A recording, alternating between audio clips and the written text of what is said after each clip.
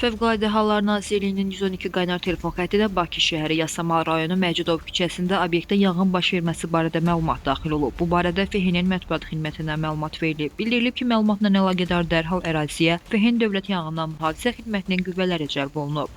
Hadisə yerində əməliyyat şəraiti qiymətləndirilərkən yanğının ümumi sahəsi 225 kvadrat metr olan 2 mərtəbəli müxtəlif təyinatlı obyektdə baş verdiyi və yayılma riskinin yüksək olduğu müəyyən edilib. Yanğın söndürənlərin çevik müdaxiləsi sayəsində yanğın genişlənməsinə, o cümlədən yaxınlıqda park edilmiş avtomobillərə və tikililərə yayılmasına imkan verilmədən qısa müddətdə söndürülüb. Yanğın nəticəsində ümumi sahəsi 15 kvadrat metr olan avtomobil ehtiyac hissələrinin satışı mağazasının yanar konstruksiyaları yanıb. Yüksək temperaturdan obyektin ikinci mərtəbəsində yerləşən kafenin plastikdən ibarət pəncərələri deformasiya edib. Obyektin böyük hissəsi yaxınlıqda park edilmiş avtomobillər və digər tikililər yanğından mühafizə olunub.